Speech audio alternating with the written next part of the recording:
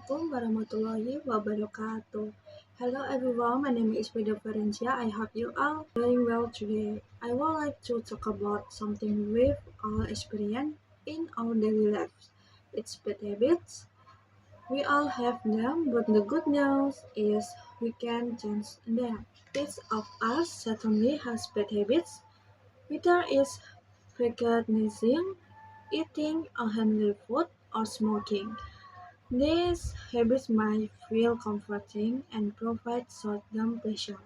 However, whether we realize it or not, these bad habits slowly take away our health, productivity, and even the quality of our life.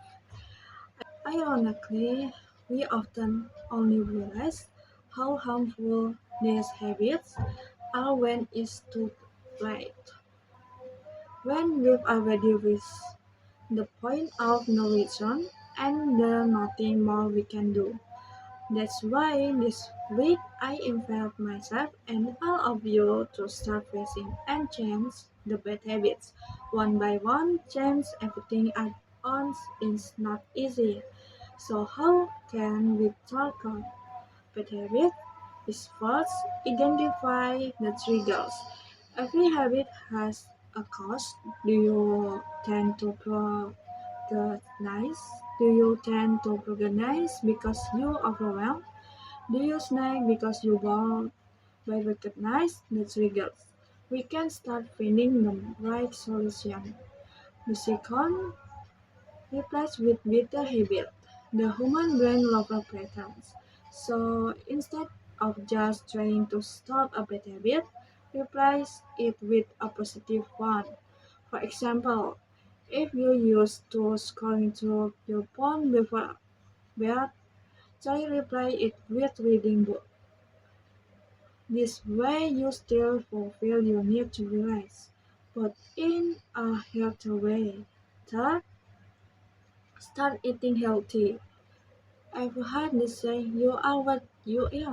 Eating habits significantly affect both our meat and body. Trying consuming more vegetables, fresh, fresh food, and avoid processed food, you will the difference not just physically but in your mood and energy as well. Fourth, set a time frame. Change doesn't happen without a plan.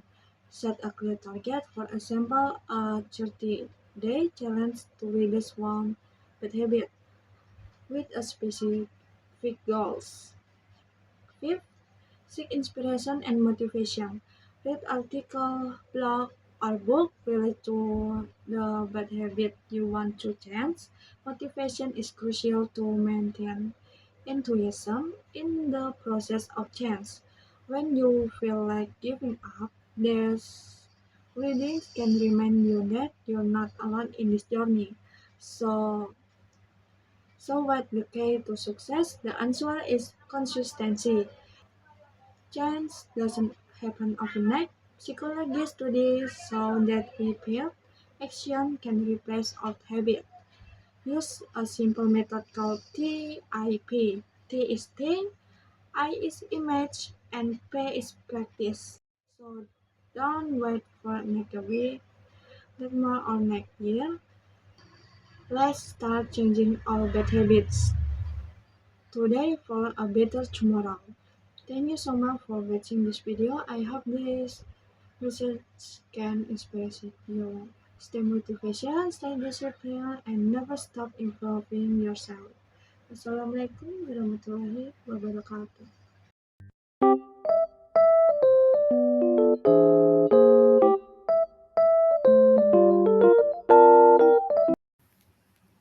Hi everyone, my name is Firda Valencia and welcome to today's lesson. Have you ever wondered why we say an apple but not an information? That's because some nouns can be counted and some can't. In this video, we're going to explore countable nouns, what they are, how to use, and how they differ from non-countable nouns. So grab your notebook and get ready to make English grammar a little clear, on noun at the time.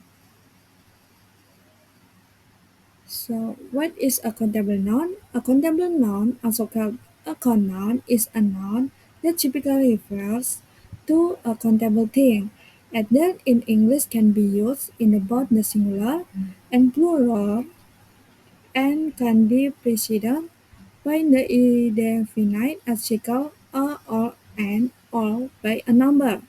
Basically, if it is possible to count something, that something is referred to by a countable noun.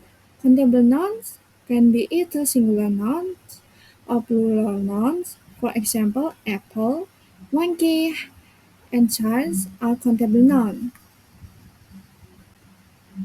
Countable nouns vs non-countable nouns. What the difference? For countable nouns are nouns that can be counted individually. They have both singular and plural form. For characteristic, is number one can be counted using numbers. For example, one, two, and three. Is number two can be used with a or an in the singular form. Is number three use how many to ask about quantity. For the last can have plural form by s or es. For the non-countable nouns are nouns that cannot be counted individually. They often refer to substance, concept, or abstract ideas. For characteristic is number one cannot be counted using numbers. For two cannot be used with a or an. For three use how much to ask about quantity. And the last do not have a plural form. For example, is water, sugar, information, advice.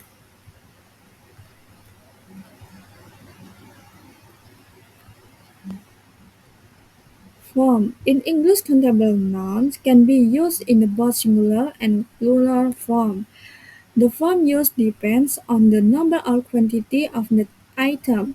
For the singular form is used when referring to only one time. In English, singular countable nouns are usually preceded by a or an indefinite article. For the example, a dog, a cat, a man, an apple, and idea. For the plural, some countable nouns have special plural form. They are irregular plurals that don't follow the regular s or es pattern. For the example, two dogs, two cats, two men, and two ideas. Characteristic of countable nouns. For number one is they can be counted individually. For number two, they have singular and plural form. Number three, they can be used with numbers and quantity. For the last, they can be used with the question how many. For example, is the singular and plural. For example, is singular. I have a book on my desk that I need to finish reading before the weekend. For the plural, there are several books on the shelf, and I plan to read them all during the summer. In the singular, the dog in the yard is barking loudly. For the plural, there are two dogs in the yard. Countable noun in different sentence types. For the sentence types, we have three. Is number one is positive, is number two is negative, and the last is question. For the positive is I have a book on my desk. For negative, I do not have a book on my desk. For the question, do you have a book on your desk? In the positive, I have three pens in my bag. In the negative, I do have any pen in my bag. For the question, How many pens do you have in your bag?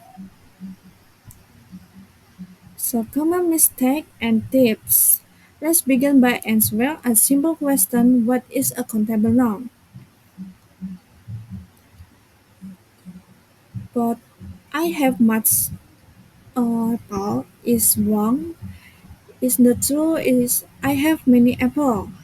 He gave me information is wrong and the truth he gave me some information.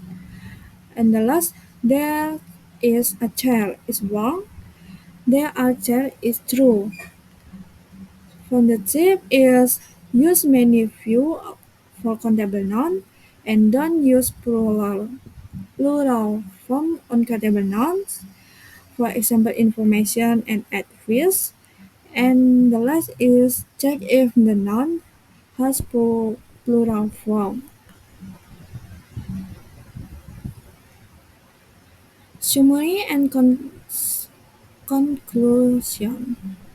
A countable noun can be counted. For example, it's one apple and two apple and three apple.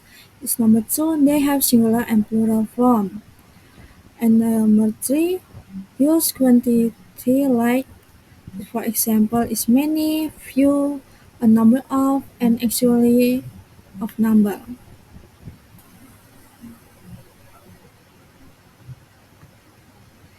And that the end of our lesson for today. Now you know what countable nouns are and how they different from non-countable nouns. Keep practicing and soon you'll be using them confidently in your own sentence. Thanks for watching and I'll see you in the next time lesson. Bye.